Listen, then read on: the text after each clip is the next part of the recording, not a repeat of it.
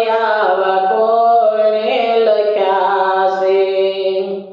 14 વર્ષમાં એ વનવાસ વેઠ્યો, 14 વર્ષમાં એ વનવાસ વેઠ્યો, નથી કરી દુખડાની વાત, લેખ આવા કોણે લખ્યા છે?